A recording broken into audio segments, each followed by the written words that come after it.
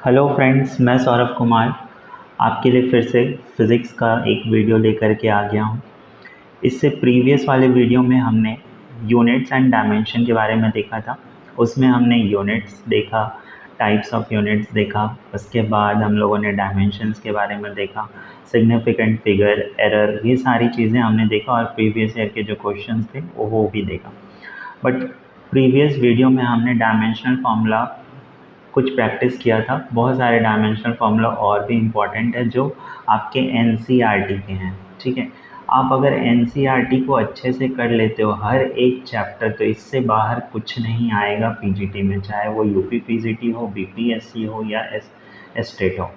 ठीक है, तो इस वीडियो में हम लोग एनसीईआरटी के जितने भी डायमेंशनल फार्मूला हैं अपेंडिक्स में दिए हुए पीछे, सारे फार्मूला को हम लोग देख लेंगे। इससे बाहर फिर एक भी क्वेश्चन आपका नहीं बनेगा। ठीक है, हो सकता है वीडियोस में व्यूज़ कम हो क्योंकि मैं अभी यूट्यूब पे नया हूँ, बट जो मेहनत है वो मेरी पूरी है, तो वीडियो को लास्ट तक देखिएगा और इससे आपको कहीं ना कहीं बेनिफिट ज़रूर मिलेगा। तो चलिए स्टार्ट करते हैं। सबसे फर्स्ट है एरिया। तो एरिया आपको पता है 2 डायमेंशन होता है, मतलब लेंथ इनटू ब्रेड्थ या लेंथ इनटू हाइट या ब्रेड्थ इनटू हाइट, ऐसा कुछ होता है, या पाई आर स्क्वायर, मतलब कि डायमेंशन का स्क्वायर होता है, 2 डायमेंशन का मल्टीप्लाई। तो एरिया हमेशा क्या हो जाता है, एल स्क्वायर। आगे बढ़ने से पहले मैं एक चीज़ और बता देना चाहता हूँ। जो हम लोग डायमेंशनल फार्मूला देखेंगे उसमें हम लोग मास को कैपिटल एम से रिप्रेजेंट करेंगे, लेंथ को, कोई भी लेंथ हो, हाइट हो, ब्रेड्थ हो, कुछ भी, उसको सबको हम लोग किस में से देखेंगे, रिप्रेजेंट करेंगे कैपिटल एल से।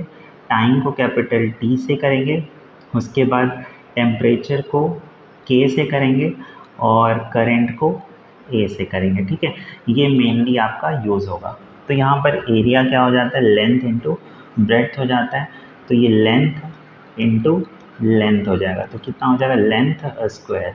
तो यहाँ पर मास तो है नहीं, तो m0 l2 और t0, हमेशा डायमेंशन फार्मूला को ब्रैकेट में रखते हैं और m का पावर, l का पावर और t का पावर लिखते हैं। उसके अलावा कुछ आ गया तो ठीक है, और अगर कुछ भी नहीं है m तो 0, कुछ भी नहीं है l तो 0, कुछ भी नहीं है t तो 0। ठीक है, तो जिस तरीके से यहाँ पर आप देखें, एरिया का आपको पता चल गया, एरिया में सिर्फ लेंथ स्क्वायर होता है, तो m का पावर 0, l का पावर 2 और t का पावर 0, ये हो गया डायमेंशनल फार्मूला। उसी तरीके से वॉल्यूम, वॉल्यूम 3 डायमेंशन होता है, मतलब length into breadth into height. तो l into L into L कितना हो जाएगा, l क्यूब हो जाएगा। अब यहाँ पर फिर से मास नहीं है, तो m0 l क्यूब t0 और ब्रैकेट में रखेंगे। उसके बाद मास डेंसिटी, मास डेंसिटी मतलब क्या हो जाता है आपका, घनत्व, है ना, घनत्व। और घनत्व का फॉर्मूला कितना हो जाता है, मास बाई वॉल्यूम। तो मास बाई वॉल्यूम, मास को हम रिप्रेजेंट करते हैं m से, और अभी हमने वॉल्यूम देखा l क्यूब, तो ये l क्यूब ऊपर जाके क्या बन जाएगा, l का पावर -3। अब यहाँ पर तो t है नहीं, तो फिर m1 l का पावर -3 और t का पावर 0, और इसको हम लोग रख दिए ब्रैकेट में। उसके बाद फ्रीक्वेंसी, आपको पता है फ्रीक्वेंसी क्या होता है, टाइम का ऑपोजिट होता है, 1 टाइम होता है। तो टाइम का ऑपोजिट 1 टाइम, तो ऊपर जाकर कितना बन जाएगा, t का पावर -1, और बाकी तो कुछ है नहीं यहाँ पर, तो m0 l0 t का पावर -1। उसके बाद आता है आपका वेलोसिटी, या वेलोसिटी ले लीजिए या स्पीड ले लीजिए। तो वेलोसिटी या स्पीड का फॉर्मूला क्या होता है, डिस्टेंस अपॉन टाइम या फिर डिस्प्लेसमेंट अपॉन टाइम। तो डिस्टेंस ले लीजिए चाहे डिस्प्लेसमेंट ले लीजिए, वो तो लेंथ ही होगा, तो l अपॉन टी। तो ये t ऊपर जाके क्या बन जाएगा, t-1, और यहाँ पर m है नहीं, तो m का पावर 0। तो ये हो गया आपका वेलोसिटी या स्पीड। उसके बाद आ जाता है त्वरण, एक्सेलरेशन। और एक्सेलरेशन क्या होता है, वेग बटा समय या फिर वेलोसिटी अपॉन टाइम। तो अभी हमने देखा वेलोसिटी कितना, l और t का पावर -1 और डिवाइड बाय t कर दिए, तो ये t का पावर -1 ऊपर जाके क्या हो जाएगा, t का पावर -2। तो एक्सेलरेशन का डायमेंशनल फॉर्मूला कितना हो जाता है, m0 l1 T-2, ठीक है। उसके बाद आता है फोर्स। तो आपको पता है फोर्स, बल क्या होता है, द्रव्यमान गुणित त्वरण। तो द्रव्यमान मतलब मास m और त्वरण अभी हमने निकाला कितना, L-T-2। तो फोर्स का फॉर्मूला आप याद रखेंगे कितना, mL-T-2, या फिर हम इसको बोल सकते हैं m1L1T-2। ठीक है, ये बहुत काम का फॉर्मूला है, फोर्स m1L1T-2। उसके बाद हम नेक्स्ट देखते हैं इम्पल्स। तो इम्पल्स क्या होता है, इम्पल्स को हम लोग हिंदी में क्या बोलेंगे, आवेग बोलते हैं ना। इम्पल्स को हम लोग क्या बोलते हैं हिंदी में, आवेग। तो आवेग होता है फोर्स इनटू टाइम। तो फोर्स, बल तो अभी हमने देखा m1L1T-2, और T पहले से है तो यहाँ पर इंटू T। तो अब क्या हो जाएगा, m1L1 और ये -2 और ये +1 मिल के क्या बन जाएगा, -1। तो ये हो गया m1L1T-1। और जो एक चीज़ और याद रखें आप, जो इम्पल्स होता है वही मोमेंटम भी होता है, ठीक है। मोमेंटम मतलब संवेग, क्योंकि चेंज इन मोमेंटम, मोमेंटम संवेग में परिवर्तन जो होता है उसी को हम लोग क्या बोलते हैं, इम्पल्स, आवेग बोलते हैं, ठीक है। उसके बाद वर्क एनर्जी। तो आप याद रखिएगा, कोई भी वर्क हो, कोई भी एनर्जी हो, किसी भी टाइप की ऊर्जा हो, वो सबका यूनिट सेम रहेगा। अब जैसे मान लीजिए दे दिया heat energy, kinetic energy, potential energy, कुछ भी एनर्जी हो, रोटेशनल एनर्जी, तो आपको एनर्जी का ही डायमेंशनल फॉर्मूला लिखना है, उसके लिए अलग से आप टाइम वेस्ट नहीं करेंगे, ठीक है। तो यहाँ पर हम देख लेते हैं। तो वर्क, आपको पता है वर्क क्या होता है, फोर्स इनटू डिस्प्लेसमेंट, कि हम फोर्स लगाने पे ये कितना डिस्प्लेस हुआ अपनी जगह से। तो फोर्स हमने देखा कितना, m1L1T-2, और डिस्प्लेसमेंट या डिस्टेंस कितना हो गया, L। तो 1 ये L1 और ये L1 कितना बन गया, L2 हो गया। तो m1L2T-2। उसके बाद नेक्स्ट है हमारा पावर। तो पावर क्या होता है, rate of doing work, work upon time. तो अगर आपको वर्क का पता है और टाइम का पता है तो आपको पावर का पता हो जाएगा। तो वर्क कितना होता है, m1L2T-2, अभी हमने देखा, और डिवाइडेड बाय T। तो यहाँ से T ये ऊपर चला जाएगा तो क्या हो जाएगा, -1। तो -2 और -1 कितना हो जाएगा, -3। तो इसका फॉर्मूला कितना हो जाएगा, m1L2T-3, ठीक है। उसके बाद मोमेंटम। तो मोमेंटम का अभी मैंने बताया किसके जैसा होगा, इम्पल्स के जैसा। और मोमेंटम का फॉर्मूला क्या है, मास इनटू वेलोसिटी। तो यहाँ मास का हो गया m और वेलोसिटी होता है L-T-1, अभी हमने स्टार्टिंग में देखा। तो ये हो गया m1L1T-1। ये देखिए इम्पल्स का भी वही है, m1L1T-1। तो ये वाला जो आपका टेबल है, इससे ना आप केवल डायमेंशनल फॉर्मूला को रिवाइज करोगे, याद करोगे, बल्कि इसका जो फॉर्मूला है, एक्चुअल फॉर्मूला, वो भी आपको ध्यान में रखना है।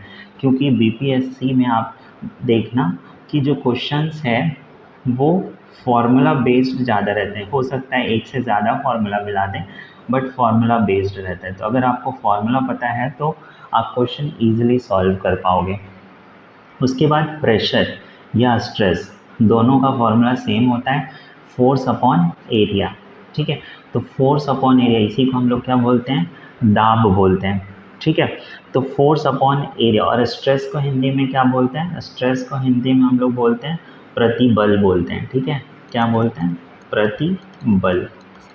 तो फोर्स, फोर्स का हमको पता है क्या होता है, m1L1T-2, और नीचे एरिया, एरिया कितना होता है, L²। तो ये ऊपर जाके क्या बन जाएगा, L², ऊपर जाके -2 हो जाएगा। तो ये 1 और ये -2 कितना हो गया, -1। तो इसका फॉर्मूला हो गया m1L-1 और T-2। तो आपको स्ट्रेस और प्रेशर दोनों के लिए कौन सा फॉर्मूला याद रखना है, m1L-1 T-2, ठीक है। उसके बाद आता है स्ट्रेन। जो स्ट्रेन होता है, स्ट्रेन को ही हम लोग हिंदी में बोलते हैं विकृति, ठीक है, विकृति, स्ट्रेन। तो स्ट्रेन जनरली होता है change in dimension upon original dimension. तो ये डायमेंशन मतलब क्या हो गया, लेंथ है ना, तो length, change in length, length में कितना चेंज हुआ अपॉन ओरिजिनल लेंथ। तो लेंथ और लेंथ तो कैंसिल हो गया ना यहाँ पर, तो इसका डायमेंशनल फॉर्मूला क्या हो जाता है, m0 l0 t0। उसके बाद मॉडुलस ऑफ इलास्टिसिटी, तो मॉडुलस ऑफ इलास्टिसिटी को क्या बोलते हैं, प्रत्यास्थता गुणांक। ठीक है, प्रत्यास्थता गुणांक, मॉडुलस ऑफ इलास्टिसिटी। तो मॉडुलस ऑफ इलास्टिसिटी क्या होता है, स्ट्रेस अपॉन स्ट्रेन। अभी जब हम आगे पढ़ेंगे प्रॉपर्टीज़ ऑफ सॉलिड में, तो उसमें हम देखेंगे जो स्ट्रेस होता है वो डायरेक्टली प्रोपोर्शनल होता है स्ट्रेन के, और जब ये प्रोपोर्शनलिटी कांस्टेंट हटता है तो यहाँ पर आता है मॉडुलस ऑफ इलास्टिसिटी। तो यहाँ पर E का फॉर्मूला क्या हो गया, अगर हम देखें तो E बराबर क्या हो गया, स्ट्रेस अपॉन स्ट्रेन। ये है स्ट्रेस और ये है स्ट्रेन। तो स्ट्रेन तो डायमेंशन लेस होता है, कुछ नहीं होता है स्ट्रेन। तो मॉडुलस ऑफ इलास्टिसिटी का भी वही फॉर्मूला होता है, डायमेंशनल फॉर्मूला जो स्ट्रेस का होता है, और स्ट्रेस का कितना आया था, m1 l-1 t-2। ये इम्पॉर्टेंट है। ठीक है, उसके बाद आता है आपका सरफेस टेंशन। तो सरफेस टेंशन को हम लोग हिंदी में बोलते हैं पृष्ठ तनाव। ठीक है, या पृष्ठीय तनाव। तो पृष्ठ तनाव, सरफेस टेंशन क्या होता है, फोर्स अपॉन लेंथ, और फोर्स क्या होता है, बल और अपॉन लंबाई। तो बल का आपको पता है m1 l-1 t-2 upon l2। तो यहाँ सॉरी अपॉन l, लेंथ। तो ये लेंथ और ये लेंथ तो कट जाएगा, तो बचेगा क्या, m1 l0 t-2। ठीक है, उसके बाद आता है सरफेस एनर्जी। तो सरफेस टेंशन और सरफेस एनर्जी में क्या फ़र्क है, सरफेस टेंशन होता है फोर्स अपॉन लेंथ, और सरफेस एनर्जी क्या होता है, एनर्जी अपॉन एरिया। तो एनर्जी का फॉर्मूला अभी हमने देखा, मैंने बोला था चाहे कोई भी एनर्जी हो, चाहे वर्क हो, सबका एक ही फॉर्मूला होता है, और मैंने बोला था आप याद रखो क्या, m1 l2 t-2, और नीचे क्या है, एरिया, और एरिया को हम लोग क्या लिखते हैं, एल स्क्वायर। तो ये एल स्क्वायर और एल स्क्वायर दोनों क्या हो गया, कैंसिल। तो ये हो गया m1 l0 t-2। तो आप याद रखिए जो सरफेस टेंशन है और सरफेस एनर्जी दोनों का फॉर्मूला क्या होता है, डायमेंशनल फॉर्मूला सेम होता है। उसके बाद आता है वेलोसिटी ग्रेडियंट। तो वेलोसिटी ग्रेडियंट को हम लोग बोलते हैं वेग प्रवणता। ठीक है, वेग प्रवणता। तो ग्रेडियंट मतलब प्रवणता। एक चीज़ आप ध्यान रखिएगा, जब भी ग्रेडियंट वर्ड आ जाएगा, ठीक है, जब भी ग्रेडियंट वर्ड आ जाएगा तो आप हमेशा डिस्टेंस को क्या कर देंगे, डिवाइड। तो वेलोसिटी अपॉन डिस्टेंस, और वेलोसिटी क्या होता है, l1 t-1 और डिस्टेंस l, तो l क्या हो गया, कट गया, तो l का पावर 0 t का पावर -1, तो m0 l0 t-1। ये हो गया क्या, वेलोसिटी ग्रेडियंट। उसी तरीके से प्रेशर ग्रेडियंट, तो प्रेशर का आपको पता है, और ग्रेडियंट मतलब डिवाइडेड बाय डिस्टेंस। तो प्रेशर का फॉर्मूला क्या हो जाता है आपका, m1 l-1 t-2। अभी हमने देखा था प्रेशर, स्ट्रेस, और हमने क्या देखा, मॉडुलस ऑफ इलास्टिसिटी, सब क्या हो रहा था, सेम आ रहा था। तो कितना आया था, m1 l-1 t-2, और डिस्टेंस कितना होता है, डिवाइडेड बाय l। तो प्रेशर ग्रेडियंट फॉर्मूला क्या हो जाएगा, l ऊपर जाके क्या बन जाएगा, ये पहले से -1 है, ये फिर से -1 चला जाएगा, तो m1 l-2 t-2। तो प्रेशर ग्रेडियंट का फॉर्मूला m1 l-2 t-2। ये आपको याद करने की ज़रूरत नहीं है, जितने बार आप देखोगे, प्रैक्टिस करोगे, अपने आप ये हो जाएगा, क्योंकि अगर याद करोगे तो फिर कंफ्यूज हो जाओगे। आप ध्यान रखो सिर्फ इसका फॉर्मूला। फिर प्रेशर एनर्जी, तो प्रेशर एनर्जी का फॉर्मूला होता है प्रेशर इनटू वॉल्यूम, PV। ठीक है, PV। तो PV प्रेशर एनर्जी, मैंने बोला था कहीं भी एनर्जी आ जाए तो उसका फॉर्मूला वही होगा, डायमेंशनल फॉर्मूला जो एनर्जी का होता है। तो प्रेशर एनर्जी का फॉर्मूला कितना हो जाएगा, m1 l2 t-2। ठीक है, उसके बाद कोएफिशिएंट ऑफ विस्कोसिटी। तो कोएफिशिएंट ऑफ विस्कोसिटी हम लोग मतलब हिंदी में क्या बोलते हैं, कोएफिशिएंट ऑफ विस्कोसिटी को, उसको बोलते हैं हम संयंता। विस्कोसिटी मतलब सेहनता गुणांक। अब विस्कोसिटी क्या होता है, अभी हम लोग जब आगे पढ़ेंगे तो देखेंगे विस्कोसिटी। जिस तरीके से दो बॉडी अगर एक दूसरे के ऊपर चल रही है, मूव कर रही है, तो उसमें क्या लगता है, फ्रिक्शन, घर्षण। उसी तरीके से जब दो लिक्विड या फिर दो फ्लूइड एक लेयर के ऊपर एक लेयर आगे बढ़ती है, चलती है, तो उनके बीच क्या लगता है, विस्कोसिटी लगता है। तो सॉलिड में फ्रिक्शन लगता है और फ्लूइड में, लिक्विड या गैस में क्या लगता है, विस्कोसिटी। तो कोएफिशिएंट ऑफ विस्कोसिटी का फॉर्मूला क्या होता है, तो आप ये याद रखिए, जो स्ट्रेस होता है, ठीक है, एक स्ट्रेस होता है शियर स्ट्रेस, वो आगे हम लोग देखेंगे।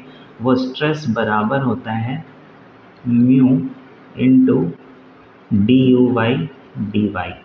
तो म्यू क्या है, यही म्यू है आपका coefficient of viscosity, into D U by D Y. D U, U क्या है, वेलोसिटी है ना, प्रारंभिक वेग, इनिशियल वेलोसिटी यू, और वाई क्या है, डिस्टेंस। तो आप इसको बोल सकते हैं वेलोसिटी ग्रेडियंट। अभी तो मैं बताया था वेलोसिटी ग्रेडियंट मतलब वेलोसिटी अपॉन डिस्टेंस। तो ये वेलोसिटी तो है और ये डिस्टेंस तो है। तो यहाँ से अगर हम म्यू निकालें तो म्यू क्या हो जाएगा, स्ट्रेस इंटू ये डी वाई ऊपर चला जाएगा, तो D Y by D U, ठीक है। तो म्यू इज इक्वल टू हो जाएगा स्ट्रेस। स्ट्रेस का अभी हमने देखा, जो प्रेशर का होता है वही किसका होता है, स्ट्रेस का। और प्रेशर का क्या होता है फॉर्मूला, m1 L-1 T-2। ये हो गया किसका, प्रेशर का। उसके बाद डी वाई, ये ऊपर जा इधर जा करके डी वाई हो गया, डी वाई क्या हो गया L। और डी यू क्या होता है, मतलब वेलोसिटी L-T-1। तो अगर इसको आप देखोगे तो म्यू आ जाएगा m1, ये L और ये L क्या हो गया, कैंसिल। तो बच गया केवल यही L-1, और ये T-1 ऊपर जाके क्या बन गया, यहाँ +1। तो T-2 और +1 कितना हो गया, -1। तो m1 L-1 T-1, ये देखिए m1 L-1 T-1 क्या हो जाएगा आपका, कोएफिशिएंट ऑफ विस्कोसिटी। तो आप याद रखिएगा इसको, ये भी इम्पॉर्टेंट है, m1 L-1 T-1। उसके बाद एंगल, तो एंगल का कोई भी आपका क्या नहीं होता, डायमेंशन नहीं होता एंगल का। तो एंगल आपका हो जाएगा m0 L0 T0। उसके बाद कोई भी ट्रिग्नोमेट्रिक रेशियो आ जाए, साइन थीटा कॉस थीटा, तो जब एंगल का होता नहीं है तो साइन थीटा कॉस थीटा का भी नहीं होगा, m0 L0 T0। उसके बाद आता है एंगुलर वेलोसिटी। तो एंगुलर वेलोसिटी क्या हो जाएगा, जिस तरीके से, जैसे आपको पता है वेलोसिटी, वेलोसिटी क्या होता है, डिस्प्लेसमेंट अपॉन टाइम, है ना। तो अगर ये एंगुलर वेलोसिटी हो जाए तो ये डिस्प्लेसमेंट भी क्या हो जाएगा, एंगुलर डिस्प्लेसमेंट। तो एंगुलर डिस्प्लेसमेंट अपॉन टाइम। तो अभी देखिए हम एंगल या एंगुलर डिस्प्लेसमेंट, इनका कोई डायमेंशन फॉर्मूला नहीं होता। तो ये हो गया m0 L0 T0, और टाइम क्या हो गया, T1। तो ये ऊपर जाके क्या बन गया, m0 L0 T-1, ठीक है। तो ये हो गया आपका एंगुलर वेलोसिटी। एंगुलर वेलोसिटी मतलब क्या हो गया, कोणीय वेग। उसके बाद हम देखते हैं कोणीय वेग के बाद एंगुलर एक्सेलरेशन। नेक्स्ट है हमारा एंगुलर एक्सेलरेशन। तो जैसे एंगुलर एक्सेलरेशन क्या होता है, एक्सेलरेशन हम अभी देखे थे v/t होता है, वेलोसिटी अपॉन टाइम। तो एंगुलर एक्सेलरेशन बोल रहा है तो ये वेलोसिटी भी क्या हो जाएगा, एंगुलर वेलोसिटी अपॉन टाइम। और एंगुलर वेलोसिटी होता है m0 L0 T-1, और ये नीचे t, तो फिर से t ऊपर जाके क्या बन जाएगा, m0 L0 T-1 -1 -2 हो जाएगा, ठीक है। उसके बाद एंगुलर एक्सेलरेशन को हम लोग क्या बोलेंगे, कोणीय त्वरण। उसके बाद नेक्स्ट है हमारा रेडियस ऑफ गायरेशन। तो रेडियस ऑफ गायरेशन को हम हिंदी में क्या बोलेंगे, परिभ्रमण त्रिज्या। रेडियस मतलब त्रिज्या और गायरेशन मतलब परिभ्रमण, ठीक है, परिभ्रमण त्रिज्या। तो रेडियस ऑफ गायरेशन एक टाइप का क्या हो, रेडियस क्या हो, एक टाइप का डिस्टेंस, तो इसीलिए क्या हो जाएगा L। उसके बाद मोमेंट ऑफ इनर्शिया। तो मोमेंट ऑफ इनर्शिया को हम लोग बोलते हैं जड़त्व आघूर्ण, जड़त्व आघूर्ण, घूर्ण। तो मोमेंट ऑफ इनर्शिया क्या हो जाएगा? मोमेंट ऑफ इनर्शिया होता है मास द्रव्यमान गुना रेडियस ऑफ डायरेक्शन, मतलब परिभ्रमण त्रिज्या। तो मास तो m हो गया, उसका स्क्वायर एम आर स्क्वायर, इसको हम लोग लिखते हैं एम आर स्क्वायर। तो मास तो m हो गया और डिस्टेंस, रेडियस मतलब डिस्टेंस, डिस्टेंस का स्क्वायर हो गया, तो ये हो गया m1L2T0, क्योंकि टाइम तो है ही नहीं। उसके बाद एंगुलर मोमेंटम, तो एंगुलर मोमेंटम को हम लोग हिंदी में क्या बोलेंगे? मोमेंटम हो गया संवेग और एंगुलर हो गया कोणीय। तो कोणीय संवेग क्या हो जाएगा? Moment of inertia into angular velocity. देखिए जैसे मोमेंटम था, तो मोमेंटम का फॉर्मूला क्या हो रहा था? Mass into velocity. उसी तरीके से यहाँ एंगुलर मोमेंटम है, ठीक है। तो एंगुलर मोमेंटम जो होता है वो होता है moment of inertia into angular velocity, ठीक है। तो जब कोई स्ट्रेट लाइन में मोशन कर रहा होता है तो मोमेंटम होता है m इंटू वी, और जब कोई किसी एक्सिस के अबाउट रोटेशन कर रहा होता है तो वहाँ पर मास की जगह ले लेता है मोमेंट ऑफ इनर्शिया, और v की जगह लीनियर वेलोसिटी की जगह कौन आ जाता है? एंगुलर वेलोसिटी आ जाता है, ठीक। तो यहाँ पर हमारा मोमेंट ऑफ इनर्शिया क्या होगा? m इंटू एल स्क्वायर, और एंगुलर वेलोसिटी अभी देखे थे, वेलोसिटी कितना? t-1, ठीक है। तो ये t-1 तो हो गया कितना? एंगुलर मोमेंटम m1L2T-1, ठीक। उसके बाद मोमेंट ऑफ फोर्स या मोमेंट ऑफ कपल या टॉर्क, ये सब का फॉर्मूला क्या होता है? डायमेंशनल फॉर्मूला सेम होता है। टॉर्क को हम क्या बोलते हैं? बल आघूर्ण। मोमेंट ऑफ फोर्स को भी हम लोग क्या बोलेंगे? बल आघूर्ण। और मोमेंट ऑफ कपल को हम लोग क्या बोलेंगे? बल युग्म का आघूर्ण। तो इन सब का फॉर्मूला सेम होता है, फोर्स इनटू डिस्टेंस। डिस्टेंस कौन सा डिस्टेंस? Perpendicular distance. तो फोर्स हमको पता है m1L2, सॉरी फोर्स होता है m1L1T-2, और यहाँ डिस्टेंस ऑलरेडी है L, तो ये क्या बन जाएगा? m1L2T-2। और आपको पता होगा यही फॉर्मूला किसके लिए होता है? वर्क के लिए भी यही होता है, एनर्जी के लिए भी यही होता है। तो ये आप याद रखिएगा, टॉर्क का, कपल का, मोमेंट ऑफ फोर्स का, वर्क का, एनर्जी का, सबका सेम होता है। ये स्टेटमेंट में दे सकता है क्वेश्चन। उसके बाद हम लोग आते हैं नेक्स्ट, एंगुलर फ्रीक्वेंसी। तो जैसे फ्रीक्वेंसी होता है 1/t था, तो यहाँ एंगुलर फ्रीक्वेंसी जो होता है वो होता है 2πf, या फिर हम इसको बोल सकते हैं 2π/t, है ना, 2π/t। वहाँ पर फ्रीक्वेंसी जो होता था 1/t, यहाँ पर होता है 2π/t। तो 2π/t, तो 2π नंबर को हमको नहीं देखना है, सिर्फ फिजिकल क्वांटिटी को देखना है। तो t ऊपर जाके क्या बन जाएगा? t-1। तो एंगुलर फ्रीक्वेंसी भी क्या हो जाएगा? m0L0T-1। और आपको याद होगा एंगुलर फ्रीक्वेंसी, यही फॉर्मूला किसका होता था? एंगुलर वेलोसिटी का, कोणीय वेग का। उसके बाद वेवलेंथ, वेवलेंथ मतलब तरंग दैर्ध्य। तो तरंग दैर्ध्य मतलब क्या है? वो भी एक टाइप का डिस्टेंस है, तो ये क्या हो जाएगा? m0L1T0। उसके बाद ये उतना इम्पॉर्टेंट है नहीं ये दोनों, फिर भी देख लीजिए, हबल कांस्टेंट मतलब हबल नियतांक। तो हबल नियतांक जो होता है वो क्या होता है? Recession speed upon distance. तो आपको ये मतलब नहीं है कि रिसेशन स्पीड क्या होता है, यहाँ पर बस आप देखिए स्पीड। तो स्पीड का फॉर्मूला क्या होता है? ये स्पीड है, स्पीड का फॉर्मूला होता है L-t-1, और डिस्टेंस क्या होता है? L। तो L कट गया, ये फिर से आ गया m0L0T-1। उसके बाद इंटेंसिटी ऑफ वेव। तो इंटेंसिटी ऑफ वेव का फॉर्मूला होता है energy by time upon area. तो एनर्जी का फॉर्मूला अभी हमने देखा m1L2T-2 होता है, बाई टाइम, तो बाई टाइम और बाई L स्क्वायर एरिया। तो ये हो जाएगा m1L2T-2 upon time upon area. Area को फिर से क्या लिखेंगे? L2। तो 2 से L2 कट गया तो L का पावर 0 हो गया, और ये T1 ऊपर जाके क्या बन जाएगा? -1, तो T-3 हो जाएगा। तो ये हो जाएगा m1L0T-3। उसके बाद रेडिएशन प्रेशर। तो प्रेशर फिर से आ गया, तो प्रेशर का फॉर्मूला हमने देखा था फोर्स अपॉन एरिया। तो फोर्स अपॉन एरिया क्या आया था हमारा? mL-1T-2। तो जो प्रेशर होगा वही रेडिएशन प्रेशर होगा। उसके बाद आपका आता है एनर्जी डेंसिटी। तो एनर्जी डेंसिटी जैसे mass density mass by volume होता है, उसी तरीके से एनर्जी डेंसिटी वो होता है एनर्जी बाई वॉल्यूम।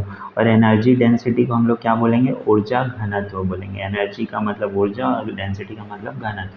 तो एनर्जी अभी हमने बताया था कि एनर्जी और वर्क का फॉर्मूला सेम ही रहता है, तो एनर्जी का कितना हो जाएगा m1L2T-2 और वॉल्यूम क्या हो गया L3। तो ये m1 तो एज इट इज रहेगा, 3 ऊपर जाके -3 बन जाएगा, तो 2 - 3 कितना हो जाएगा -1 और ये T -2। कभी भी आप एनर्जी वर्क का फॉर्मूला भूल जाओ तो फोर्स का तो आपको याद रहेगा m1L1T-2 और आपको पता है वर्क क्या होता है, फोर्स इंटू डिस्प्लेसमेंट, तो एक L मल्टीप्लाई कर दो तो m1L2T-2। अब आप इसको कभी नहीं भूलोगे, ठीक है। उसी तरीके से क्रिटिकल वेलोसिटी, तो क्रिटिकल वेलोसिटी, एस्केप वेलोसिटी, सारे क्या हैं वेलोसिटी, तो इनका जो डायमेंशनल फॉर्मूला होगा कितना होगा L-T-1। क्रिटिकल मतलब क्या हो गया क्रांतिक वेग, एस्केप वेलोसिटी मतलब क्या हो गया पलायन वेग, है ना। एस्केप वेलोसिटी वो वेलोसिटी जिस वेलोसिटी से अगर किसी भी पार्टिकल को अगर हम ऊपर फेंकें तो अगर एस्केप वेलोसिटी कितना होता है, उस वेलोसिटी से 11.2 किलोमीटर पर सेकेंड, अगर इस वेलोसिटी से अगर हम फेंके हैं तो वो पृथ्वी का जो है वायुमंडल वो छोड़ करके कहाँ चला जाएगा, स्पेस में चला जाएगा। उसके बाद फिर से आए heat energy, internal energy, kinetic energy, potential energy.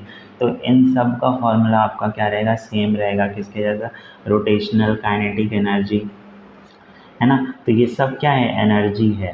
तो ये सब का फॉर्मूला आप अभी बताएं क्या, फोर्स में m1L1T-1 एक L मल्टीप्लाई कर दो तो क्या हो जाएगा L2T-2। देखो आप सब का फॉर्मूला सेम है, ठीक है।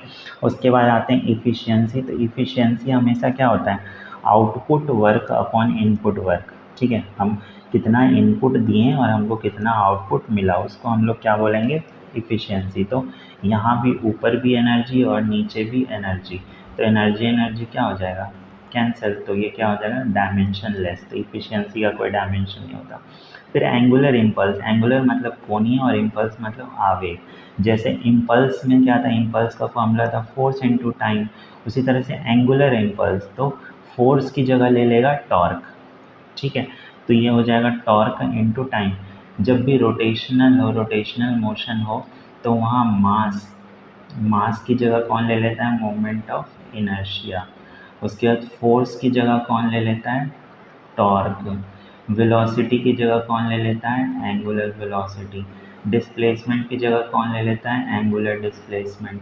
एक्सेलरेशन की जगह कौन ले लेता है, एंगुलर एक्सेलरेशन, ठीक है। आप ये याद रखिएगा। तो यहाँ इम्पल्स होता है F इंटू टी, तो एंगुलर इम्पल्स क्या हो जाएगा, F की जगह कौन ले लेगा, टाउ इंटू टी। और टाउ क्या होता है m1L2T-2। टाउ और वर्क तो सेम ही होता है क्योंकि टाउ का फॉर्मूला होता है force into perpendicular distance. Torque का फॉर्मूला, टॉर्क को डिनोट टाउ से करते हैं। और अगर हम वर्क का फॉर्मूला देखें तो वर्क भी क्या होता है फोर्स इंटू डिस्टेंस। तो हमको तो यहाँ पर क्या मतलब है, सिर्फ इसके फिजिकल क्वांटिटी से मतलब है। तो हम डिस्टेंस लो चाहे परपेंडिकुलर डिस्टेंस रिप्रेजेंट तो हम L से ही करेंगे ना, तो ये हो जाएगा m1L2T-2 और टाइम को T। तो ये क्या बन जाएगा m1L2T-2 और +1 कितना -2 +1 -1। फिर ग्रेविटेशनल कांस्टेंट, ये भी हमने कल के वीडियो में किया था। ग्रेविटेशनल कांस्टेंट कहाँ से आएगा, ये फॉर्मूला यहाँ से आ जाएगा, F बराबर क्या होता है G m1m2/r²। तो हमको क्या निकालना है, G निकालना है। तो ये r² इधर जाके मल्टीप्लाई हो जाएगा, तो ये हो गया हमारा फोर्स इंटू डिस्टेंस का square upon m1 m2 mass into mass. तो फोर्स होता है m1L1T-2, डिस्टेंस होता है L² और मास m हो गया।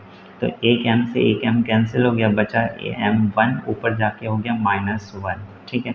उसके बाद ये L2 और ये L1, 2 और 1 कितना हो गया 3।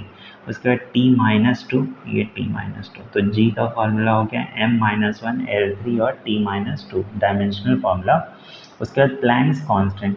तो प्लैंक्स कांस्टेंट क्या होता है, प्लैंक्स कांस्टेंट ऑफ प्लैंक का नियतांक। तो प्लैंक के नियतांक को हम डिनोट H से करते हैं और आप फॉर्मूला ये पढ़े होंगे E is equal to H nu, जहाँ पर एच क्या है, प्लैंक्स कांस्टेंट, और न्यू क्या है, फ्रीक्वेंसी। तो हमसे क्या पूछ रहा है एच के बारे में, तो एच क्या हो जाएगा, ई बाई फ्रीक्वेंसी।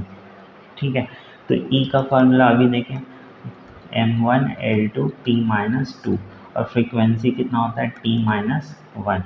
तो ये हो जाएगा m1L2, ये -1 ऊपर जाके +1, तो -2 -2 +1 कितना, -1।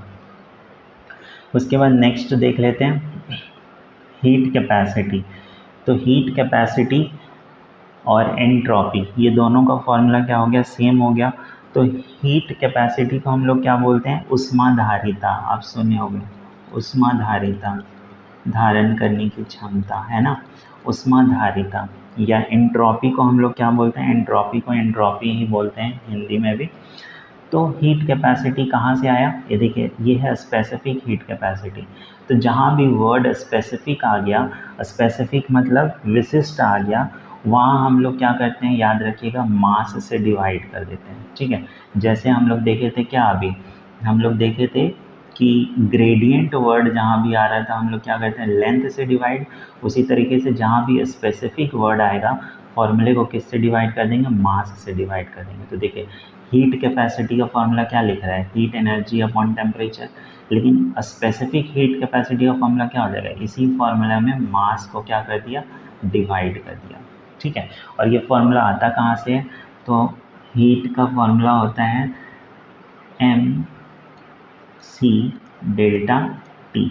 m क्या है, द्रव्यमान, c क्या है, विशिष्ट उष्माधारिता, स्पेसिफिक हीट कैपेसिटी, और डेल्टा T क्या है, टेम्परेचर। तो जब m इंटू सी को मिला देंगे तो बन जाता है हीट कैपेसिटी, है ना, क्योंकि मैंने क्या बोला, स्पेसिफिक हीट कैपेसिटी को स्मॉल c से डिनोट करते हैं। स्मॉल c होता है क्या, मैंने बोला हीट कैपेसिटी, कैपेसिटी को हम मास से डिवाइड कर दें। तो देखो जब m इधर आके मल्टीप्लाई हो जाएगा तो m इंटू सी क्या बन जाएगा, कैपिटल C, और कैपिटल C क्या है, उष्माधारिता ही तो है। तो आप यहाँ देखो ये क्या हो जाएगा, डेल्टा T, ये फॉर्मूला जो है आपका एम सी को हम क्या मिला करके क्या लिख दिए, capital C into delta T, किसके बराबर है, Q के बराबर। तो हमको C निकालना है, तो T नीचे आके डिवाइड हो जाएगा, तो ये हो गया क्या, हीट एनर्जी अपॉन टेम्परेचर। तो हो गया, आपको कुछ नहीं करना है, हीट कैपेसिटी में क्या करना है, हीट एनर्जी का फॉर्मूला तो पता है, एनर्जी m1L2 T-2, उसको टेम्परेचर से डिवाइड कर दिया, तो टेम्परेचर से डिवाइड किए तो K से डिवाइड कर दें, केल्विन, ऊपर जाके K-1 हो गया। उसी तरीके से अगर हीट कैपेसिटी पता है तो इसमें मास को डिवाइड कर दिए, तो यहाँ पर जो आया है इसमें मास डिवाइड कर दे, मास तो कट जाएगा, तो m0L2 T-2 K-1। उसके बाद लेटेंट हीट, लेटेंट हीट मतलब क्या होता है, गुप्त ऊष्मा, है ना। तो गुप्त ऊष्मा क्या होता है, हीट एनर्जी अपॉन मास। जो भी हीट एनर्जी आया उसको मास से डिवाइड कर दें, तो हीट एनर्जी, एनर्जी क्या होता है, m1L2 T-2, उसको मास से डिवाइड कर दो, तो मास मास तो गया m0, और ये हो गया L2 T-2। उसके बाद आता है हमारा थर्मल एक्सपेंशन कोफिशिएंट और थर्मल एक्सपेंसिबिलिटी। तो थर्मल एक्सपेंशन कोफिशिएंट को हम लोग हिंदी में बोलते हैं तापीय। एक्सपेंशन मतलब होता है प्रसार, और कोएफिशिएंट मतलब होता है क्या आपका, कोएफिशिएंट को क्या बोलेंगे, गुणांक, गुणांक ही तो बोलते हैं ना कोएफिशिएंट को। तो तापीय प्रसार गुणांक, अब ये कहाँ से आता है, तो आप याद रखिए, अगर किसी भी चीज़ को हम गर्म करते हैं तो उसमें क्या होता है, उसके डायमेंशन में चेंज होता है ना, लेंथ बढ़ जाता है। तो जो स्ट्रेन होता है, स्ट्रेन हम आगे देखेंगे, स्ट्रेन होता है क्या, change in length upon original length. ठीक है, अभी हम देखे थे स्ट्रेन का डायमेंशनल फॉर्मूला।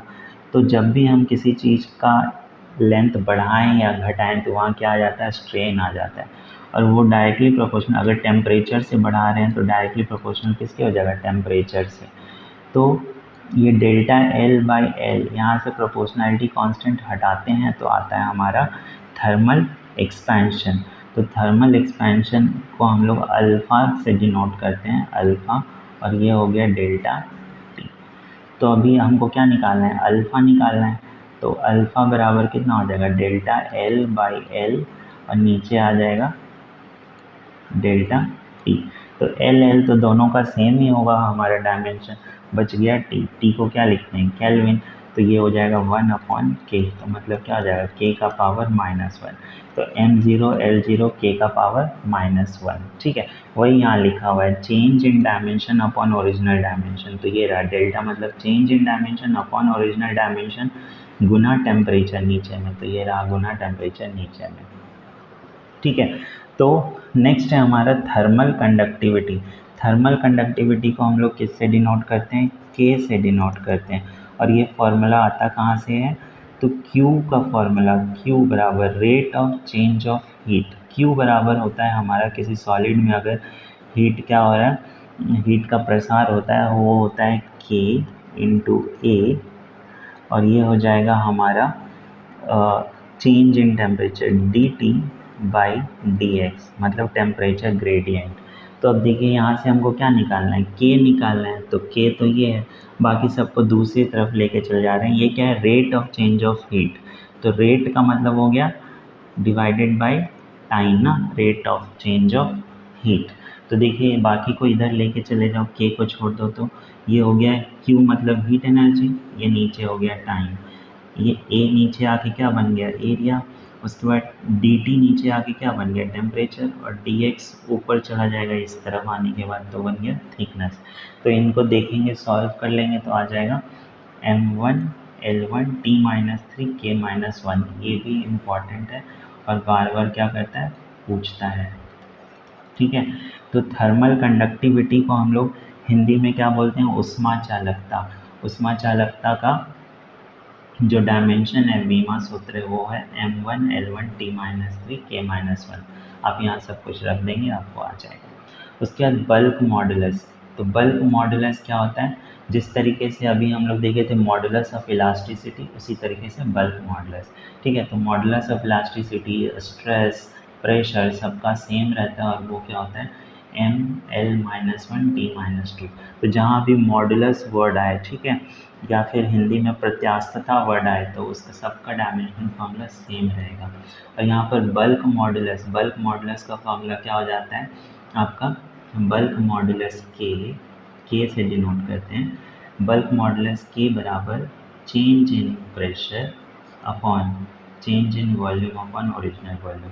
तो ये वॉल्यूम ऊपर जाके देखिए यहाँ क्या हो गया, मल्टीप्लाई हो गया। ठीक है, तो ये फॉर्मूला है। तो आपको डायमेंशन से मतलब है अभी, तो डायमेंशन ये, बाकी आगे हम लोग जब पढ़ेंगे तो इसको देखेंगे। उसके बाद सेंट्रीपिटल एक्सेलरेशन, ये रहा, इसको अल्फा से डिनोट करते हैं, और सेंट्रीपिटल एक्सेलरेशन होता है v²/r। तो v क्या है, वेलोसिटी कितना होता है L1 T-1 का स्क्वायर अपॉन L। तो ये हो गया, आप सॉल्व करेंगे इसको तो ये बन जाएगा L2 T-2 अपॉन L। तो ये ऊपर जाके एक L कट जाएगा, तो ये बचेगा L1 T-2, और M तो है नहीं। उसके बाद आता है हमारा स्टीफन कांस्टेंट। तो स्टीफन कांस्टेंट क्या होता है, energy per unit area into time upon temperature का पावर 4। ठीक है, तो ये हो जाता है हमारा इसका स्टीफन कांस्टेंट का dimensional formula m1 L0 T-3 K-4। यहाँ देखिए एनर्जी का फॉर्मूला पुट कर दीजिए, dimensional formula m1 L2 T-2, area क्या हो जाता है हमारा L², टाइम क्या हो जाता है T, और टेम्परेचर का पावर 4 क्या हो जाता है K का पावर 4। तो इसको सॉल्व कर लीजिए। उसके बाद वेन्स कांस्टेंट। तो वेन्स कांस्टेंट जो होता है वो होता है वेवलेंथ इनटू टेम्परेचर। जो वेवलेंथ होता है वो इन्वर्सली प्रोपोर्शनल होता है टेम्परेचर के। तो यहीं से जो प्रोपोर्शनलिटी कांस्टेंट हटता है, तो एक क्या आता है, वेन्स कांस्टेंट आता है, और इधर टी जाके मल्टीप्लाई होकर लैम्डा इंटू टी क्या हो जाता है, कांस्टेंट। ठीक है, तो लैम्डा एल है और टी है, तो एल और टी हो जाएगा यहाँ पर। तो ये हो गया आपका, सॉरी टी मतलब यहाँ टाइम नहीं टेम्परेचर, तो टेम्परेचर को हम लोग किसे करते हैं, के से। तो ये हो गया m0 L T0 और K L K। ठीक है, उसके बाद बोल्ट्जमैन कांस्टेंट। तो बोल्ट्जमैन कांस्टेंट भी इम्पॉर्टेंट है। बोल्ट्जमैन कांस्टेंट कहाँ से आता है, बोल्ट्जमैन कांस्टेंट का होता है एनर्जी अपॉन टेम्परेचर, तो एनर्जी m1L2T-2 और टेम्परेचर ऊपर जाके K-1। उसी तरीके से यूनिवर्सल गैस कांस्टेंट कहाँ से आता है, वो यहाँ से आता है PV इक्वल टू क्या हो जाता है म्यू आर टी या फिर NRT। तो ये R निकालना है हमको, बाकी सब इस तरफ चला जाएगा PV बाई म्यू टी। तो P मतलब प्रेशर, V मतलब वॉल्यूम, म्यू मतलब मोल और T मतलब टेम्परेचर। तो ये हो गया m1L2T-2 K-1 और मोल -1। ठीक है, उसके बाद हमारा आता है चार्ज। तो चार्ज क्या होता है, चार्ज जो करंट होता है, करंट कितना फ्लो कर रहा है कितने टाइम में, rate of flow of charge. तो Q बाई टी, हमको Q निकालना है तो I इंटू टी हो जाएगा, और I तो क्या होता है एम्पियर, A से डिनोट करते हैं और टाइम को T से, तो ये AT, बाकी सब 0 0 हो जाएगा। उसके बाद करंट डेंसिटी, तो करंट डेंसिटी होता है करंट अपॉन एरिया। तो करंट है हमारा कितना A और T मतलब टाइम, और एरिया कितना है L², तो ऊपर जाके L का पावर -2 हो जाएगा, और यहाँ पर ये आ जाएगा आपका एरिया। ठीक है, current upon area, sorry my mistake. तो करंट अपॉन एरिया, करंट तो सिंपल A हो गया ना, और एरिया L² हो गया, तो ये ऊपर जाके L का पावर -2 हो गया और बाकी सब 0। उसके बाद voltage, electric potential, electromotive force सारे एक ही टर्म है। ठीक है, सिर्फ माइन्यूट सा डिफरेंस है सब में, वो हम लोग आगे जब पढ़ेंगे चैप्टर में तो देखेंगे क्या होता है तीनों में डिफरेंस। तो वोल्टेज क्या होता है कि एक यूनिट चार्ज को एक पॉइंट से दूसरे पॉइंट तक ले जाने में कितना वर्क करना पड़ा, उसी को हम लोग बोलते हैं वोल्टेज या पोटेंशियल डिफरेंस। तो ये वर्क अपॉन चार्ज होता है। तो वर्क को मैंने बोला था जो एनर्जी का, वही वर्क का m1L2T-2, और नीचे चार्ज क्या होता है A इंटू टी। तो ऊपर जा कर के ये बन जाएगा आपका, देख लीजिएगा। उसके बाद रेजिस्टेंस कहाँ से आया, ओम लॉ क्या होता है V is equal to I R. तो R निकालना है हमको, तो R इक्वल टू क्या हो जाएगा V बाई आई। V क्या है पोटेंशियल डिफरेंस और I क्या है करंट। तो पोटेंशियल डिफरेंस अभी हमने निकाला, वोल्टेज को ही पोटेंशियल डिफरेंस बोलते हैं। तो ये हो गया m1L2T-3 A-1 और करंट A, तो ये ऊपर जाके -2 हो गया। ठीक है, उसके बाद कैपेसिटेंस। तो कैपेसिटेंस क्या हो जाता है C इज इक्वल टू होता है Q बाई V, है ना, या फिर हम याद रखना है तो Q is equal to CV हो जाता है। तो यहाँ से Q क्या है आवेश है, तो आवेश का क्या हो जाता है AT, और नीचे पोटेंशियल डिफरेंस अभी हमने निकाला, पोटेंशियल डिफरेंस कितना होता है, ये है आपका पोटेंशियल डिफरेंस। तो इसको पुट कर देंगे तो यहाँ पर आ जाएगा m-1L-2 T का पावर 4 1 का पावर 2। ठीक है, उसके बाद आता है हमारा इलेक्ट्रिकल रेजिस्टिविटी। तो इलेक्ट्रिकल रेजिस्टिविटी क्या होता है, इलेक्ट्रिकल रेजिस्टिविटी को हम लोग हिंदी में क्या बोलते हैं, वैद्युत प्रतिरोधकता। ठीक है, वैद्युत प्रतिरोधकता, इसको हम लोग रो से डिनोट करते हैं। तो आपको पता है जो रेजिस्टेंस होता है वो equal to rho L by A होता है। तो यहाँ से रो निकालना है हमको, तो रो बराबर क्या हो जाएगा R इंटू ए बटा L। तो यही हो गया resistance into area upon length. तो रेजिस्टेंस का आप यहाँ से पुट कर दोगे, एरिया और L पुट कर दोगे, तो ये कितना आ गया m1L3T-3 और A-2। ठीक है, उसके बाद इलेक्ट्रिक फील्ड। तो जो इलेक्ट्रिक फील्ड होता है E जो होता है वो होता है electric force upon charge F by Q. तो F का फार्मूला, फोर्स का हर समय वही फार्मूला, जैसे एनर्जी का हर कोई जो भी एनर्जी आएगा सेम, उसी तरीके से कोई भी फोर्स आएगा उसका फार्मूला सेम हो जाएगा, डायमेंशनल m1L1T-2, और Q क्या होता है AT। तो यहाँ से आ जाएगा m1L1T-3 A-1। अब इलेक्ट्रिक फ्लक्स, इलेक्ट्रिक फ्लक्स क्या होता है कि number of field lines passing through the area, cross sectional area. तो यहाँ से कितना पास कर रहा है फील्ड लाइन, उसको बोलते हैं इलेक्ट्रिक फ्लक्स। और इलेक्ट्रिक फ्लक्स को फाई से डिनोट करते हैं, फाई इज इक्वल टू ई ए होता है। ई क्या है इलेक्ट्रिक फील्ड और ए क्या है एरिया। तो इलेक्ट्रिक फील्ड क्या हो जाता है हमारा m1L1T-3 A-1, और एरिया को पुट कर दिए L², तो ये बन गया m1L3T-3 A-1। फार्मूला आप लोग पुट करके उसके बाद डायमेंशनल फॉर्मूला एक एक करके अगर करेंगे तो आपको ईजी होगा और धीरे धीरे आपको खुद ब खुद याद होता चला जाएगा। अब हमारा आता है इलेक्ट्रिक डायपोल मोमेंट। तो इलेक्ट्रिक डायपोल मोमेंट को हम लोग m से डिनोट करते हैं और इलेक्ट्रिक डायपोल मोमेंट होता है m is equal to Q into 2a। q क्या है? आवेश, और 2a क्या है? डिस्टेंस। तो q क्या हो जाता है? at, और डिस्टेंस का क्या हो जाता है? l। तो यहाँ क्या हो जाएगा? देखिए m0 LTA, ठीक है। या फिर ये क्या लिख रहा है? Torque by electric field. तो जो टॉर्क होता है ना, वो टॉर्क होता है m इंटू ई होता है। तो यहाँ से m क्या है? इलेक्ट्रिक डायपोल, और e क्या है?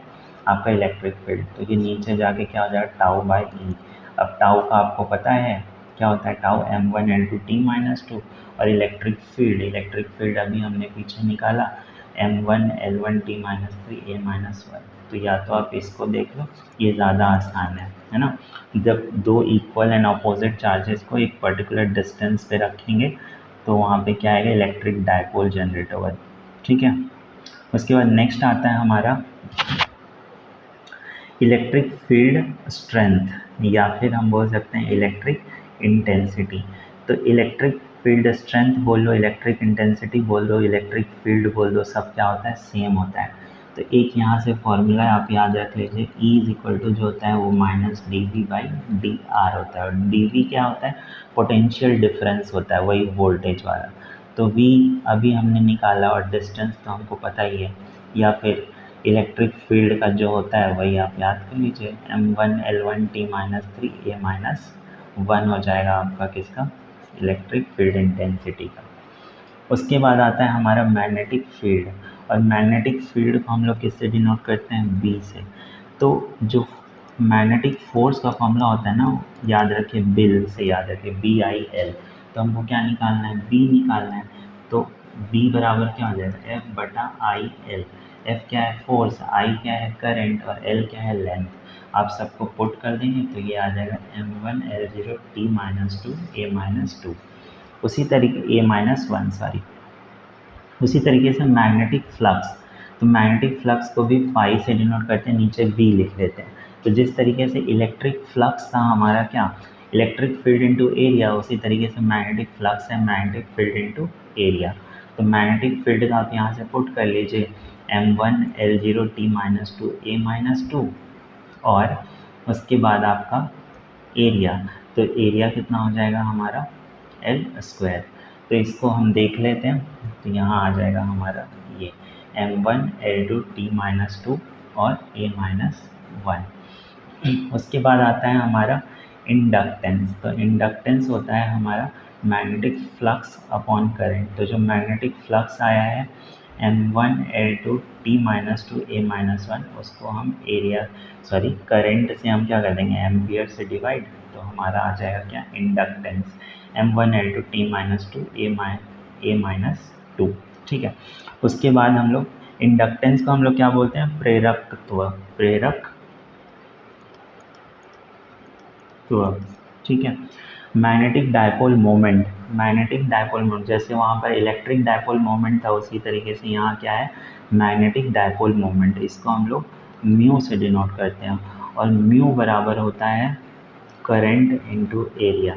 तो करंट का आपको पता है एम्पियर होता है, और एरिया का L², तो आपको मिल गया m तो है ही नहीं, m0 L² t0 और a मतलब एम्पियर। तो मैग्नेटिक डायपोल मोमेंट हो गया।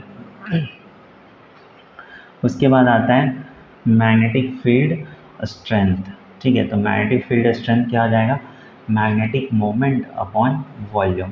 तो मैग्नेटिक मोमेंट बोल लो चाहे मैग्नेटिक डायपोल मोमेंट बोल लो, दोनों क्या होता है? सेम। तो ये हो गया L² इंटू एम्पियर, और नीचे L³। तो ये आ जाएगा हमारा डायमेंशनल फॉर्मूला। उसके बाद परमिटिविटी कांस्टेंट, तो ये यहाँ पर इम्पॉर्टेंट है। परमिटिविटी कांस्टेंट को हम एप्सिलॉन नॉट से करते हैं, क्योंकि फ्री स्पेस बोल रहा है। और ये फॉर्मूला कहाँ यूज़ होता है? आपको याद होगा, Coulomb's law. F is equal to क्या होता है? Directly proportional to K Q1 Q2 बटा R²। और K का वैल्यू यहाँ पर क्या हो जाता है? K बराबर कितना हो जाता है? 1/4πε0। ठीक है, तो वहीं से अगर हम यहाँ से क्या निकालें, परमिटिविटी कांस्टेंट, तो परमिटिविटी कांस्टेंट कौन है, एप्सिलॉन नॉट है। तो अगर हम इस पूरे फॉर्मूले को अच्छे से लिखें, जस्ट अ मिनट, तो अगर हम इस फॉर्मूले को लिखें तो कूलम्स लॉ होता है F is equal to 1/4πε0 Q1 Q2 upon R²। तो यहाँ हमको क्या निकालना है, यहाँ हमको निकालना है एप्सिलॉन नॉट निकालना है, एप्सिलॉन नॉट। तो इसको छोड़ देते हैं, इसको इधर लेके चले जाते हैं और बाकी सबको इधर ही रहने देते हैं। तो ये हो गया Q1 Q2 मतलब एक चार्ज दो चार्ज, नीचे हो गया 4π, ये हो गया आपका फोर्स नीचे आ गया, तो वो इलेक्ट्रिक फोर्स और डिस्टेंस का स्क्वायर। तो चार्ज आपको पता है 80 होता है, तो 80 × 80, 4π नंबर है, इसका कोई डायमेंशन होता नहीं है। इलेक्ट्रिक फोर्स का फॉर्मूला आपको पता है m1 L1t-2 और डिस्टेंस L²। इन सबको सॉल्व कर लेंगे तो आ जाएगा। ठीक है, ये सब आप याद नहीं रख सकते, ठीक, तो आप ये फॉर्मूला याद रखो, आप उससे ईजिली आप यहाँ पर डिराइव कर लो, है ना। जस्ट अगर आपको पता है फॉर्मूला तो माइक्रो नहीं, 3 से 4 सेकेंड लगेगा, आप बता दोगे। उसके बाद आता है परमिएबिलिटी कांस्टेंट। तो जिस तरीके से इलेक्ट्रिक फोर्स में आता है परमिटिविटी, उसी तरीके से मैग्नेटिक फोर्स में आता है परमिएबिलिटी, जिसको हम लोग किससे डिनोट करते हैं, म्यू नॉट से। तो म्यू नॉट का फॉर्मूला कहाँ से आ जाएगा, तो आप याद रखो जो मैग्नेटिक फील्ड होता है B, और B इज इक्वल टू कितना हो जाता है हमारा, अगर आपको पता होगा बायोट सेवर्ट लॉ, तो बायोट सेवर्ट लॉ बोलता है mu naught by 4π IdL by R²। तो mu naught by 4π IdL by R²। तो यहाँ से भी आप क्या निकाल सकते हैं, म्यू नॉट। तो म्यू नॉट के लिए क्या फॉर्मूला बन जाएगा, यहाँ से म्यू नॉट बराबर B इंटू ये 4π ऊपर जाएगा, 4π इंटू R² ऊपर जाएगा, अपॉन नीचे क्या आ जाएगा I, और क्या आ जाएगा DL। तो देखिए ये R² है, एक डिस्टेंस से एक डिस्टेंस कट जाएगा, DL मतलब तो डिस्टेंस ही हो जाएगा। और B का फॉर्मूला तो आपको पता है, अभी हमने निकाला मैग्नेटिक फील्ड का फॉर्मूला ऊपर निकाले। यहाँ 4π का तो कोई डायमेंशन होता नहीं है, I का क्या हो जाएगा एम्पियर, और R का क्या हो जाएगा L। तो यहाँ पर हमारा जो परमिएबिलिटी कांस्टेंट है वो हो जाएगा m1 L1t-2 और a-1 हो जाएगा। ठीक है, उसके बाद नेक्स्ट देखते हैं हमारा रिफ्रैक्टिव इंडेक्स। तो रिफ्रैक्टिव इंडेक्स को हम लोग किससे डिनोट करते हैं, रिफ्रैक्टिव इंडेक्स को आप लोग म्यू से डिनोट करते हैं या n से डिनोट करते हैं, और ये होता है speed of light in vacuum c upon v। तो ये भी स्पीड ये भी स्पीड, तो इसका कोई डायमेंशन नहीं होता, तो m0 L0 T0। उसके बाद हमारा आ जाता है फैराडे नंबर, फैराडे कांस्टेंट। तो फैराडे कांस्टेंट होता है Avogadro constant into elementary charge. तो वो इतना इम्पॉर्टेंट है नहीं। वेव नंबर भी उतना इम्पॉर्टेंट है नहीं, बस इसका फॉर्मूला देख लीजिए। वेव नंबर क्या होता है 2π/वेव लेंथ, 2π/वेव लेंथ, और वेव लेंथ मतलब लेंथ, तो ऊपर जाके L-1 बन गया। रेडियंट फ्लक्स बोल लो या रेडियंट पावर, तो पावर आ गया फिर से, तो पावर मतलब एनर्जी अपॉन टाइम होता है, तो वो आपका सेम फॉर्मूला पावर का हो जाएगा। उसी तरीके से आपका ल्यूमिनेसिटी ऑफ रेडियंट फ्लक्स और रेडियंट इंटेंसिटी, तो इतना इम्पोर्टेंट है नहीं, ये भी उतना इम्पोर्टेंट है नहीं। ये देखिए फिर से पावर आ गया, तो जो पावर का होगा वही आ जाएगा यहाँ पर। उसके बाद हम लोग देखते हैं, अब उतना इम्पोर्टेंट है नहीं सारा, ऐसी ल्यूमिनस इंटेंसिटी, आप इसका फॉर्मूला याद कर लीजिए, क्योंकि एक बार इसका क्वेश्चन जनरल स्टडीज़ में पूछा है बीपीएससी ने। तो ल्यूमिनस इंटेंसिटी का फॉर्मूला होता है luminous flux upon solid angle. ठीक है, luminous flux upon solid angle, और इसका डायमेंशन होता है m1 L2t-3। उसके बाद हमारा नेक्स्ट हम लोग देख लेते हैं, उतना आपको इम्पॉर्टेंट है नहीं, मास डिफेक्ट। तो ये मास है, तो मास का जो होगा वही हो जाएगा मास डिफेक्ट। मास में ही तो कुछ डिफेक्ट होगा ना, तो mass defect. Binding energy of nucleus. तो बाइंडिंग एनर्जी का फॉर्मूला आपको पता है mc² होता है, तो वही हो जाएगा m मतलब मास और c मतलब वेलोसिटी, तो वेलोसिटी LT-1 होता है, उसका स्क्वायर हो जाएगा। उसके बाद आपका आता है, ये सब नहीं है, ये सब जब हम चैप्टर पढ़ेंगे तो वो सब देखेंगे।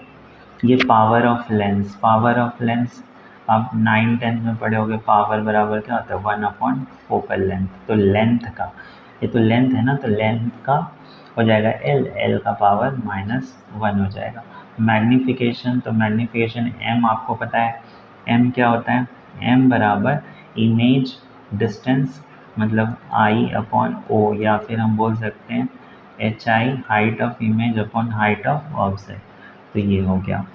उसके बाद हमारा आता है fluid flow rate, fluid flow rate, ठीक है, ये इम्पॉर्टेंट नहीं है।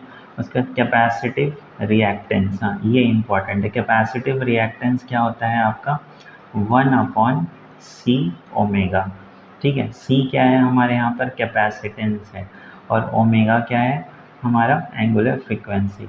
तो कैपेसिटेंस का तो हमने अभी देखा था, C = QV जो आया था हमारा, सॉरी Q = आया था ना, Q = C भी हमने देखा था, तो वहाँ से हम C निकाल के क्या किए थे, Q/V। V क्या है, पोटेंशियल डिफरेंस। तो यहाँ जब सबको पुट करोगे, और ओमेगा एंगुलर फ्रीक्वेंसी, और एंगुलर फ्रीक्वेंसी क्या होता है T⁻⁻1, तो इन सबको पुट किए तो ये आ जाएगा आपका m1 L2 T-3 A-2। तो कैपेसिटिव रिएक्टेंस इम्पॉर्टेंट है और इंडक्टिव रिएक्टेंस भी इम्पॉर्टेंट है, ठीक है। तो इंडक्टिव रिएक्टेंस, कैपेसिटिव रिएक्टेंस को XC से डिनोट करते हैं, इसको XL से डिनोट करते हैं, तो ये होता है L ओमेगा। तो L हो गया इंडक्टेंस और ओमेगा हो गया फ्रीक्वेंसी। अभी इंडक्टेंस का हमने पीछे देखा था m1 L2 T-2 A-2 और एंगुलर फ्रीक्वेंसी T-1। तो इसको सॉल्व किए तो आ गया m1 L2 T-3 A-2। तो देखिए ये रिएक्टेंस है ना, ये रिएक्टेंस और हम लोग एक और क्या जानते हैं, रेजिस्टेंस। सब में टेंस आया, रेजिस्टेंस, तो ये सारे प्रतिरोध हैं। तो जो रेजिस्टेंस का होगा वही रिएक्टेंस, कैपेसिटिव रिएक्टेंस वही इंडक्टिव रिएक्टेंस। देखिए यहाँ सब दोनों फार्मूला सेम है, ठीक है। तो ये था पूरा, इसके आगे और है नहीं है। तो ये था पूरा NCERT का पूरा टोटल जितने भी डायमेंशनल फार्मूला है, इससे बाहर आप पूरा क्वेश्चन उठा के देख लीजिए, किसी भी स्टेट का नहीं देगा। तो आपका सबसे मेन काम यही है प्रिपरेशन में कि आप NCERT को अच्छे से गो थ्रू कर लें, क्योंकि मैंने भी जब प्रिपरेशन किया था NCERT अच्छे से किया था और प्रीवियस ईयर का क्वेश्चन देखा था, उसके बेसिस पे प्रिपरेशन किया था। तो इन डायमेंशन से एक क्वेश्चन तो ज़रूर आएगा और फर्स्ट चैप्टर से 3 क्वेश्चन, जिसमें से एक क्वेश्चन डायमेंशन का, एक क्वेश्चन आपका एरर से आ जाएगा और एक क्वेश्चन यूनिट से आ जाएगा, ठीक है। तो ये टोटल 3 क्वेश्चन। तो मिलते हैं फिर नेक्स्ट वीडियो में, और अगर वीडियो पसंद आए तो प्लीज़ वीडियो को लाइक कर लीजिएगा और चैनल को सब्सक्राइब कर लीजिएगा। इसी तरीके से मैं मेहनत करते रहूँगा आपके लिए। थोड़ा सा व्यू अभी कम है तो थोड़ा सपोर्ट कीजिए, आगे भी सब कुछ अच्छा होगा, ठीक है। तब तक आप ध्यान रखिए अपना, खुश रहिए और प्रिपरेशन अच्छे से करते रहिए। Thank you to all.